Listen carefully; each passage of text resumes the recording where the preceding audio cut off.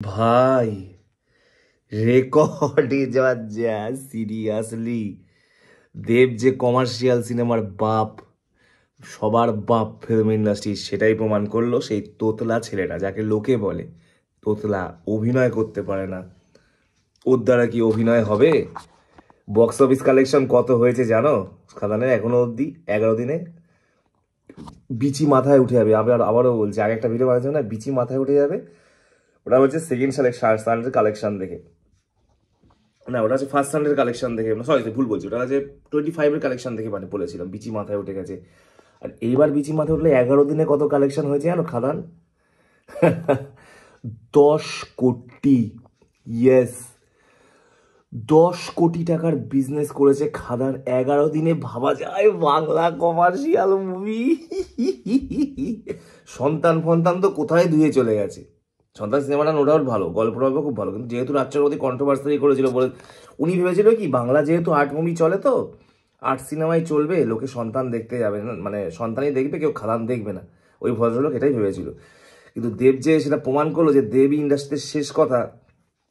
সত্যি কথা বলতে কমার্শিয়াল মুভি মানে দীর্ঘ 12 বছর পর এত টাকা বিজনেস করলো, 10-12 বছর আমি কোনো সিনেমায়, এবং কি বুম বাতাসে লাস্ট করেছিল না বিক্রম সিংহ 2012 সাল, হেভি করেছে, তাও ফ্লপ। আগে মানে মানুষের মনে গিথে গেছিল যে কমার্শিয়াল সিনেমা মানেই সাউথের কপি, অমুকের কপি, তমুকের কপি, কিন্তু দেব সেই ধারাটাকে পুরো ভেঙে টুকরো টুকরো করে দিল। মানে ও প্রমাণ করলো যে কমার্শিয়াল সিনেমা মানে যে নিজের গল্পে হয়, বাংলার নিজস্ব মৌলিক গল্পের উপরে যে কমার্শিয়াল সিনেমা বানানো যায়, সেটা দেব প্রুফ করলো, আবারও প্রুফ করলো। যত রানা সরকারের মতো এক লোক আছে, তো খেয়ে দিয়ে কাজ নেই, শালা এমন একটা স্ট্যাটাস দেবে বিতর্কিত মার্কা, প্রচন্ড আবাল একটা মাল ওই লোকটা। সেখানে লোকে বলছে ফেক বক্স অফিস। আরে ভাই, ফেক বক্স অফিস তুই প্রমাণ দিতে পারবি? ফেক? আমরা কি বুক মাই শোতে ঘাটছি না? আমরা বুক মাই শোতে যাই না? আমরা জানি না বুক মাই শোতে কি দেখাচ্ছে? তুই একাই সব জেনে গেছিস নাকি? রানা সরকারকে বলছি, মানে এই ধরনের অনেক ইন্ডাস্ট্রির শত্রুরা দেবের পিছনে চলে গেছে। আতেলগুলো, আতেলদের কাজ কি? আতেলদের কাজ হচ্ছে আর্ট মুভি সিরিয়াল মার্কা সিনেমা বানিয়ে দর্শককে বোরিং বানাবে। মানে যেন সিনেমা সারা জীবন পড়াশোনা করি, সিনেমাতেও পড়াশোনা করতে যাবো না, কোনো এন্টারটেনমেন্টের মধ্যে থাকে না, কোনো অ্যাকশন। হলিউড যেখানে মাস কমার্শিয়াল মুভি বানাচ্ছে, সেখানে এইসব বাঙালি বোদ্ধাগুলো বালগুলো বানায়। ইন্ডাস্ট্রি আমাদের বোঝাবে সিনেমা কি জিনিস? বাঞ্চোদগুলো, আমি নাম করে বলবো না, অনেক কিছু ডিরেক্টর আছে। হলিউডে অ্যাকশন মুভি হয়, কমার্শিয়াল মুভি হয়, সাউথে কমার্শিয়াল। এরা শুধু কাজ হচ্ছে বাঞ্চোদগুলো ফেসবুকে এসে লেওড়াগুলো লিখবে, শুধু লোককে নিয়ে সমালোচনা করবে, কথা আবাল চোদা বুদ্ধিজীবী আছে কমিউনিস্ট মার্কা শালা।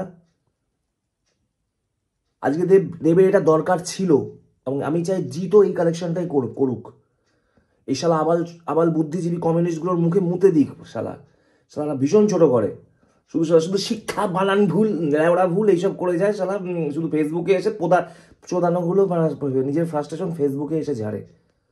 তাদেরকে মুখের মতো জবাব দিল দেব আজকে। আমি রাজ চক্রবর্তীও খারাপ বলছে, খুব ভালো মানুষ। রাজ চক্রবর্তী আতেলের মধ্যে পড়ে না, কিন্তু কটা আতেল আছে কলকাতাতে। আতেল বুঝলে রাজ চক্রবর্তী নিজেও আতেলগুলোকে দেখতে পায় না দু চোখে, আমি জানি সেটা। উনি নিজেও একবার বলেছিলেন যে আতেল দিয়ে কিছু হয় না সিনেমা, একদমই তাই।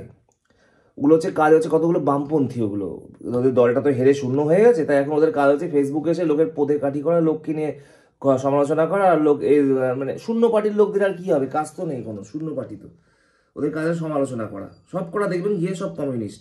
আর দেবকে নিয়ে হেও করেছে, আমি জানি দেবের বান মানে উচ্চারণ ভুল, তারপরে দেবের অনেক কিছু নিয়ে ওরা বলে, ব্যঙ্গ করে, ওদের কাজই ব্যঙ্গ করা, নিজেরা যে বিগ জিরো সেটা জানে না।